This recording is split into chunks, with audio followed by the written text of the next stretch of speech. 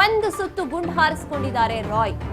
ಅದು ತಮ್ಮ ಎದೆಗೆ, ಡೈರೆಕ್ಟ್ ಎದೆಗೆ ಗುಂಡು ಹಾರಿಸಿಕೊಂಡು ಸಾವನ್ನಪ್ಪಿರುವಂಥದ್ದು. ಇಂಥ ಸಾವು ನಿಜಕ್ಕೂ ಕೂಡ ಯಾರ ಲೈಫಲ್ಲೂ ಬೇಡ ಅಂತ ಅನ್ಸುತ್ತೆ. ತಮ್ಮ ಸಾವಿಗೆ ತಾವೇ ಗುರಿಯಾಗಿರುವಂಥದ್ದು, ತಾವೇ ತಮ್ಮ ಸಾವನ್ನ ಆಹ್ವಾನಿಸ್ಕೊಂಡಿರುವಂಥದ್ದು. ಒಂದು ಜೀವ ಯಾವಾಗ ನಮ್ಮ ಜೀವ ಹೋಗುತ್ತೆ ಅಂತ ಗೊತ್ತಿಲ್ಲದೆ ಪರದಾಡ್ತಾ ಇರ್ತೀವಿ. ನಾನು ಇವತ್ತು ಆರಾಮಾಗಿದ್ರೆ ಸಾಕು, ಇವತ್ತು ನಾನು ಬದುಕಿದ್ರೆ ಸಾಕು ಅಂತ. ಆದರೆ ಇಂಥ ವ್ಯಕ್ತಿಗಳೇ ಇಂಥ ನಿರ್ಧಾರಗಳನ್ನ ಮಾಡಿಕೊಂಡಾಗ ನಿಜಕ್ಕೂ ಕೂಡ ಒಂದು ರೀತಿಯಾಗಿ ಭಯ ಆಗುತ್ತೆ.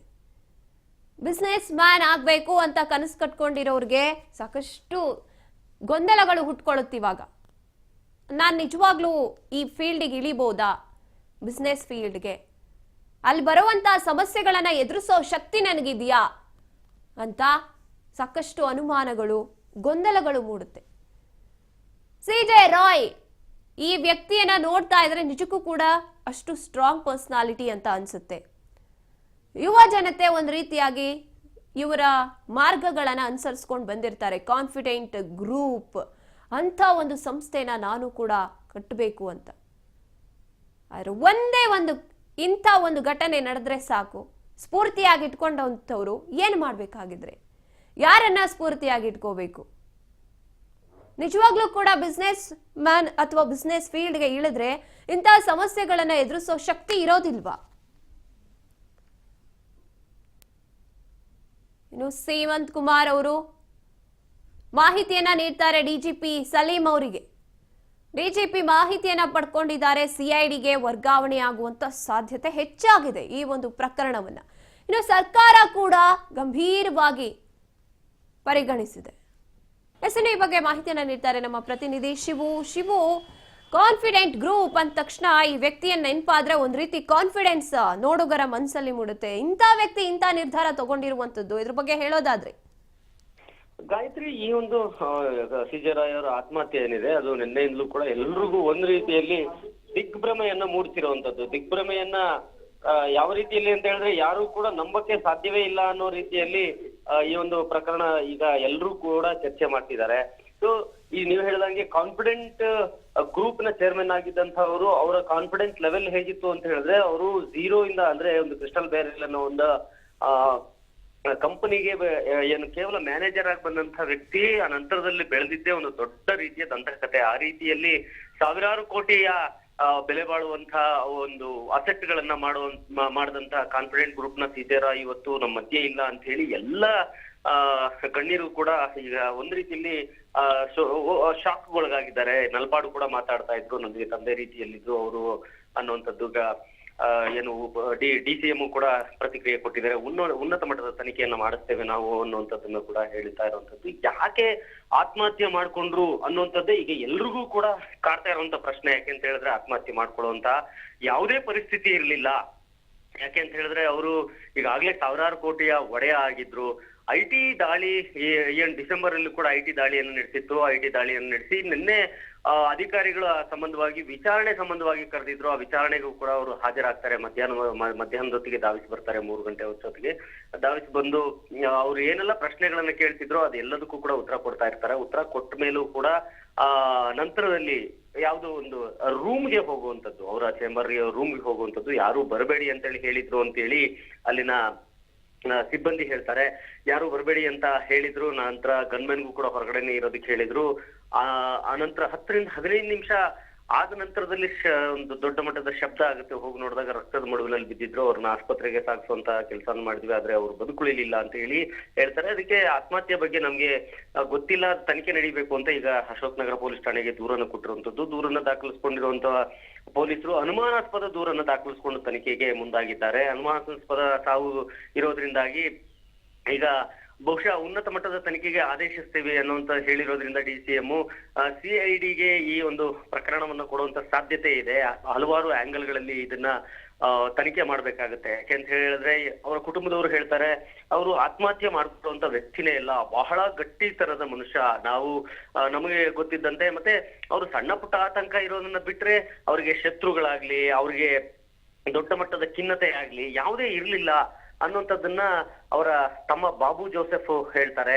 ಸೊ ಅವ್ರ ಕುಟುಂಬದವ್ರು ಇನ್ನೂ ಕೂಡ ಅವರ ಹೆಂಡತಿ ಮತ್ತೆ ಮಕ್ಕಳು ಇನ್ನೂ ದುಬೈಯಿಂದ ಬರಬೇಕಾಗಿದೆ. ಇವತ್ತು ಅಂತ್ಯ ಸಂಸ್ಕಾರ ನಡೆಯುವಂತದ್ದು ಡೌಟು. ನಾಳೆಗೆ ಅಂತ್ಯ ಸಂಸ್ಕಾರ ಬನ್ನೇರುಘಟ್ಟ ರಸ್ತೆಯಲ್ಲಿರುವಂತ ಕಾನ್ಫಿಡೆಂಟ್ ಗ್ರೂಪ್ ನ ಪ್ರಾಪರ್ಟಿಯಲ್ಲಿ ಅವರ ಅಂತ್ಯ ಸಂಸ್ಕಾರ ಮಾಡುವಂತ ಸಾಧ್ಯತೆಗಳಿದೆ ಅಂತ ಹೇಳಲಾಗ್ತಿದೆ. ಒಟ್ಟು ಈ ಸಿಜೆ ರಾಯ್ ಅವರ ಆತ್ಮಹತ್ಯೆ ಏನಿದೆ ಅದು ಹಲವು ಅನುಮಾನಗಳನ್ನ ಮೂಡಿಸ್ತಾ ಇದೆ. ಅವರು 15 ನಿಮಿಷ ಯಾರ ಜೊತೆಗೆ ಫೋನಲ್ಲಿ ಮಾತಾಡಿದ್ರು, ಒಳಗಡೆ ಹೋಗಿ ಆತ್ಮಹತ್ಯೆ ಹಾಕಿ ಮಾಡ್ಕೊಂಡ್ರು, ಸೊ ಇವರು IT ಅಧಿಕಾರಿಗಳು ಯಾಕೆ ಬಿಟ್ರು, ಇವೆಲ್ಲ ಹಲವು ಅನುಮಾನಗಳು ಈಗ ಮೂಡ್ತಾ ಇರುವಂತದ್ದು ಗಾಯತ್ರಿ.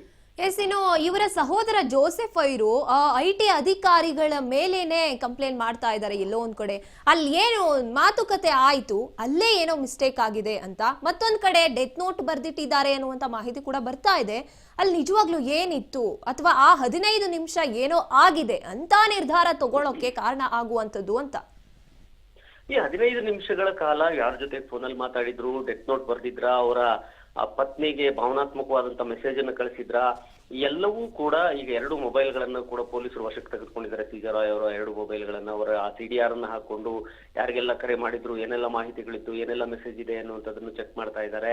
ಆದ್ರೆ ಏನು IT ಅಧಿಕಾರಿಗಳು ಇದ್ದಂತ ಸಂದರ್ಭದಲ್ಲಿ ಯಾಕೆ ಅಕಸ್ಮಾತ್ ಆಗಿ ಅವರು ಹಲವು ಅನುಮಾನಗಳಿದಾವೆ. ಏನಂದ್ರೆ IT ಅಧಿಕಾರಿಗಳು ಕರೆದು ಕೂಡ್ಲೇನೆ ಬಂದದ್ದು, ಅವ್ರು ಏನ್ ಪ್ರಶ್ನೆ ಮಾಡಿದ್ರು, ಅವ್ರಿಗೆ ಯಾಕೆ ಖಿನ್ನತೆಗೊಳಗಾಗುವಂತ ಅಥವಾ ಅವ್ರಿಗೆ ಗಾಬರಿ ಆಗುವಂತ ಅಥವಾ ಆತ್ಮಹತ್ಯೆ ಮಾಡ್ಕೋಬೇಕು ಅಂತ ಅನ್ನಿಸ್ತು, ಅವರು ಪಿಸ್ತೂಲ್ ಇದ್ದಿದ್ದು ಯಾಕೆ ಬಿಟ್ರು, ಅಂದ್ರೆ ಪ್ರತಿಯೊಂದು IT ಅಧಿಕಾರಿಗಳು ಯಾವುದೇ ಒಂದು ತನಿಖೆ ಮಾಡುವಾಗ, ಯಾವುದೇ ಒಂದು ವಿಚಾರಣೆ ಮಾಡುವಾಗ, ಯಾವುದೇ ಒಂದು ದಾಳಿ ಮಾಡುವಾಗ ಅಲ್ಲಿನ ಎಲ್ಲರನ್ನೂ ಕೂಡ ತಮ್ಮ ಕಣ್ಣಂಚಿನಲ್ಲೇ ಇಟ್ಕೊಂಡಿರ್ತಾರೆ. ಯಾರಿಗೂ ಕೂಡ ಫೋನ್ ಮಾಡೋದಕ್ಕೂ ಬಿಡೋದಿಲ್ಲ, ಯಾರಿಗೂ ಕೂಡ ಬೇರೆ ಸಪರೇಟ್ ಆಗಿ ಹೋಗೋಕ್ ಬಿಡೋದಿಲ್ಲ. ಎಲ್ಲವೂ ಇದ್ರೂನು ಕೂಡ ಇಲ್ಲಿ ಯಾಕೆ ಹಿಂಗಾಯ್ತು ಅನ್ನೋಂತ ಅನಾಹುತ ಯಾಕಾಯ್ತು, ಏನ್ ಅನುಮಾನ ಇದೆ, ಅವ್ರಿಗೆ ಆ ಮಟ್ಟದ ಡಿಸಿಷನ್ ತಗೊಳ್ಳುವಂತದಕ್ಕೆ ಅಂಥ ದೊಡ್ಡದಾದಂತ ವಿಚಾರ ಏನು ಅನ್ನುವಂಥದ್ದೇ ಇದು ಯಕ್ಷ ಪ್ರಶ್ನೆ ಆಗಿರುತ್ತದು. ಬಾಬು ಜೋಸೆಫ್ ಸಿಜೆ ರಾಯ್ ಅವರ ಸಹೋದರ ಕೂಡ ಹೇಳಿದ್ದಾರೆ, ಅವ್ರಿಗೆ ನಾನು ನಾರ್ಮಲ್ ಆಗಿ ಮಾತಾಡ್ತಾ ಇದ್ರು, ಹೌದು ಸಣ್ಣ ಪುಟ್ಟ ಒತ್ತಡ ಇದೆ ಅಂತ ಹೇಳಿ ಹೇಳಿದ್ರು, ಅದು ಬಿಟ್ರೆ ನಾರ್ಮಲ್ ಆಗಿ ಇದ್ರು, ನಾರ್ಮಲ್ ಆಗಿ ಇರ್ತಿದ್ರು ಅಂತ. ಅದನ್ನು ಹೊರತುಪಡಿಸಿದ್ರೆ ಈ ಏನಾದ್ರು ರೀತಿಯಲ್ಲಿ ಹೆಚ್ಚು ಕಡಿಮೆ ಆಗಿದ್ರೆ, ಆದಾಯ ತೆರಿಗೆ ವಂಚನೆ ಆಗಿದ್ರೆ, ಆದಾಯ ತೆರಿಗೆಗೆ ನೀವು ಫೈನ್ ಕಟ್ಕೋಬಹುದಾಗಿತ್ತು. ಅವ್ರ ಹತ್ರ 1000 ಕೋಟಿ ಇತ್ತು, ಅದರಲ್ಲಿ ಯಾವುದೇ ಒಂದು ದೊಡ್ಡ ಮಟ್ಟದ ಅಫೆನ್ಸ್ ಏನು ಆಗ್ತಿರ್ಲಿಲ್ಲ. ಆಮೇಲೆ ಯಾವ್ದು ಬ್ಯಾಂಕ್ ಕರಪ್ಟ್ ಇರ್ಲಿಲ್ಲ, ಲೋನ್ ಮಾಡಿದ್ದಾರೆ, ಸಾಲ ಮಾಡಿದ್ದಾರೆ, ವಂಚನೆ ಮಾಡಿದ್ದಾರೆ, ಆ ತರದ್ದೇನು ಇರ್ಲಿಲ್ಲ. ಇವರ ಸಂಪಾದನೆಯಲ್ಲಿ ಆಸ್ತಿ ತೆರಿಗೆಯನ್ನ ಕಟ್ಟಿಲ್ಲ ಅನ್ನುವಂಥದ್ದನ್ನ ಬಿಟ್ಟ ಅದಕ್ಕೆ ಏನ್ ಫೈನ್ ಅಮೌಂಟ್ ಏನಿರ್ತಿತ್ತು, ಈಗ 30% ಇದ್ರೆ 30% ಏನ್ ಫೈನ್ ಅಮೌಂಟ್ ಇರ್ತಿತ್ತು, ಆ ಫೈನ್ ಅಮೌಂಟ್ ಅನ್ನು ಕಟ್ಟೋಷ್ಟು ಎಬಿಲಿಟಿ ಇತ್ತು, ಅವ್ರಿಗೇನು ಶತ್ರುಗಳು ಇರ್ಲಿಲ್ಲ ಅಂತ ಹೇಳ್ತಾರೆ. ಯಾಕೆ ಆತ್ಮಹತ್ಯೆ ಯಾಕೆ ಮಾಡ್ಕೊಂಡ್ರು, ಹಗಲಿನ ವೇಳೆ ಯಾಕೆ ಮಾಡ್ಕೊಂಡ್ರು, ಮನೆಯಿಂದ ಬಂದು ಇಲ್ಲಿಗೆ ಯಾಕೆ ಮಾಡ್ಕೊಂಡ್ರು, ಯಾಕೆ CCTVಗಳು ಅಲ್ಲಿ ಆಫ್ ಆಗಿದ್ದಾವೆ, ಈ ಎಲ್ಲವೂ ಹಲವು ಅನುಮಾನಗಳನ್ನ ಕಾಣಿಸ್ತಾ ಇದ್ದಾವೆ. ಸೊ ಬಹಳ ದೊಡ್ಡ ಕಂಪನಿಯಲ್ಲಿ CCTVಗಳಿರ್ತವೆ, CCTVಗಳು ವರ್ಕ್ ಮಾಡೋದಿಲ್ಲ ಅಂತ ಹೇಳಿದ್ರೆ ಏನರ್ಥ? ಇವೆಲ್ಲವೂ ಕೂಡ ಹಲವು ಅನುಮಾನಗಳನ್ನ ಮೂಡಿಸ್ತಾ ಇದ್ದಾವೆ. ಬೇರೆ ಬೇರೆ ಆಂಗಲ್ ಅಲ್ಲಿ ಹೋಗ್ಬೇಕಾಗುತ್ತೆ. ನಾಟ್ ಓನ್ಲಿ IT ಅಧಿಕಾರಿಗಳ ಆಂಗಲ್ ಅಷ್ಟೇ ಅಲ್ದಿರ ಬೇರೆ ಏನಾದ್ರು ಇದರ ಒಳಗಡೆ, ಬಿಸ್ನೆಸ್ ನ ಒಳಗಡೆ IT ಅಧಿಕಾರಿಗಳಿಗೆ ಬಾಯ್ ಬಿಡುವಂತದ್ರಲ್ಲಿ ಅಥವಾ ಬೇರೆ ಏನಾದ್ರು ದಾಖಲೆಗಳು ಸಿಕ್ತಾ ಏನು ಅನ್ನುವಂಥದ್ದೇ ಈಗ ಎಲ್ಲ ಒಂದು ಆಯಾಮಗಳಲ್ಲೂ ಕೂಡ ತನಿಖೆಯನ್ನ ಮಾಡುವಂಥದ್ದು ಈಗ ಪೊಲೀಸರ ಕೆಲಸ ಆಗುತ್ತೆ. ಆ ಕಾರಣಕ್ಕೇನೆ ಅನುಮಾನಾಸ್ಪದ ಸಾವನ್ನ ಪ್ರಕರಣವನ್ನ ದಾಖಲಿಸಿಕೊಂಡಿದ್ದಾರೆ. ಇನ್ನ ಅವರ ಕುಟುಂಬದವರ ಹೇಳಿಕೆಗಳನ್ನು ಪಡ್ಕೋಬೇಕಾಗುತ್ತೆ. ಅವರ ಸಾಮಾಜಿಕ ಜಾಲತಾಣದಲ್ಲಿ ಇರ್ತಕ್ಕಂಥ ಎಲ್ಲಾ ಅವರ ಮೊಬೈಲ್ ನಲ್ಲಿ ಇರ್ತಕ್ಕಂಥ ಎಲ್ಲ ಒಂದು ಮೆಸೇಜ್ಗಳನ್ನ, ವಾಟ್ಸ್ಆಪ್ ಅನ್ನ ರಿಟ್ರೀವ್ ಮಾಡ್ಕೊಳ್ಬೇಕಾಗತ್ತೆ. ಸೊ ಅವರ ಏನು ದಾಖಲೆಗಳನ್ನ ಕೊಡ್ತಾರೆ, ಮತ್ತೆ ಅಲ್ಲಿನ ಸಿಬ್ಬಂದಿ ಹೇಳಿಕೆಗಳು, ಅಫ್ಕೋರ್ಸ್ IT ಅಧಿಕಾರಿಗಳ ಅಗತ್ಯ ಬಂದೇ ಬರ್ತದೆ, ಹೇಳಿಕೆಯನ್ನು ಪಡ್ಕೊಳ್ಳೇಬೇಕಾಗ್ತದೆ. ಯಾಕಂತಂದ್ರೆ ಅವ್ರು ಎಷ್ಟೊತ್ತಿಗೆ ಬಂದ್ರು, ಏನ್ ಮಾಡಿದ್ರು, ಎಲ್ಲಿ ಏನ್ ಪ್ರಶ್ನೆ ಕೇಳಿದ್ರು, ನಂತರದಲ್ಲಿ ರೂಮ್ಗೆ ಹೋಗಿದ್ದು ನಿಮ್ಗೆ ಯಾವಾಗ ಗೊತ್ತಾಯ್ತು, ಅಂದ್ರೆ ಪ್ರತ್ಯಕ್ಷದರ್ಶಿಗಳಾಗಿ ಇದ್ದಂತ ಅಷ್ಟೂ ಜನರ ಹೇಳಿಕೆಗಳನ್ನ ಒಂದು ಪ್ರಕರಣದಲ್ಲಿ ಪಡ್ಕೊಳ್ಬೇಕಾಗುತ್ತೆ. ಆ ಕೆಲಸನ ಪೊಲೀಸರು, IT ಅಧಿಕಾರಿಗಳನ್ನ, ಅಲ್ಲಿನ ಸಿಬ್ಬಂದಿಯನ್ನ, ಪ್ರತಿಯೊಬ್ಬರ ಒಂದು ಹೇಳಿಕೆಗಳನ್ನ ದಾಖಲಿಸ್ಕೊಳ್ಳುವಂತ ಕೆಲಸವನ್ನ ತನಿಖೆ ವೇಳೆಯಲ್ಲಿ ಮಾಡಬೇಕಾಗುತ್ತೆ. ಆ ಕೆಲಸವನ್ನ ಮಾಡೋದಕ್ಕೆ ಮುಂದಾಗ್ತಾರೆ. ಅಂದ್ರೆ ಏನು CID ತನಿಖೆಗೆ ಏನಾದ್ರು ಒಪ್ಪಿಸಿದ್ರೆ ಅಲ್ಲಿಂದ ಒಂದು ದೊಡ್ಡ ಮಟ್ಟದ ತನಿಖೆ ಶುರು ಆಗುತ್ತೆ. ಗಾಯತ್ರಿ, ಎಸ್, ಧನ್ಯವಾದ ನಿಮ್ಮ ಮಾಹಿತಿಗಾಗಿ ಶಿವು.